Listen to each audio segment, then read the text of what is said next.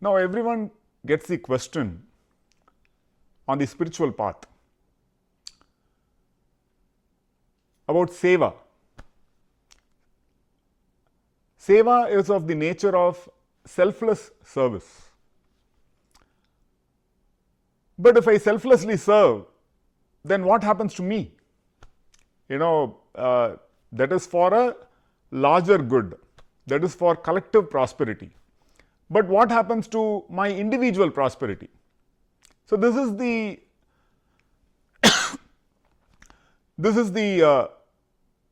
conflict that many young people face, apparent conflict. So, that is where if we look at the deeper spiritual traditions, we would see that there is appropriate niti that is adopted. When we say niti, it is appropriate course of action. The right course of action, we need to understand, is not a conflict between individual prosperity versus collective prosperity. Now, if the collective prosperity alone is there, but the individual feels defeated in the process, individual feels that I have not gained, I have lost, then that is not a great thing. Similarly, if the individual prosperity is there, but collective prosperity is ignored, then that is quite selfish. So, that is where in the spiritual path a correct balance between individual prosperity and collective prosperity is the right niti. And if we look at the nature of how to maintain both of these, individual as well as collective prosperity, the core idea is in terms of self-reliance. As one becomes more and more self-reliant, then the requirements of objects or what is called prosperity, that itself starts changing. Where initially one needs a lot to feel that one is prosperous, lot in terms of material prosperity. But as one becomes more and more self-reliant, then one sees that one does not require so much in terms of material resources to feel that satisfaction, to feel that tripti. So, that is where core ideas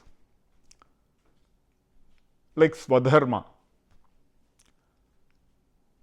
swatantrata, swarajya, swavalambana.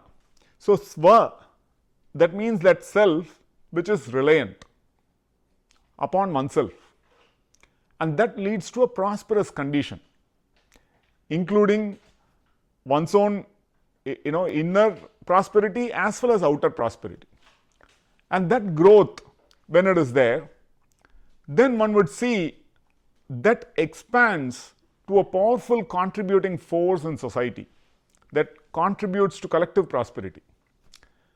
So, the individual grows and that contributes to the collective growth, with the individual clearly having in mind the collective growth, and that collective growth further fuels the individual growth.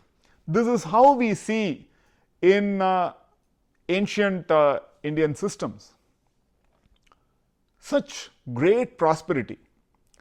The nation was prosperous and the individual also prosperous, following their swadharma as per their swabhava. So, this interrelationship, interdependence, mutually co-evolving and mutually contributing to each other in terms of collective and the individual is a very powerful spiritual concept. And the idea of prosperity was not limited to just having money. So, if we look at modern day reality, if we look at many nations, in some nations we find the collective prosperity taking over individual prosperity. In some other nations, we see the individual prosperity overriding collective prosperity at the cost of collective good. Both are less than ideal scenarios. If we look at it, the ideal would be individual prosperity contributing to collective good, and the collective prosperity feeding into individual prosperity, by which there is a powerful situation which leads to excellent fulfillment at the level of the individual and at the level of the overall, so that everybody in society is taken care of.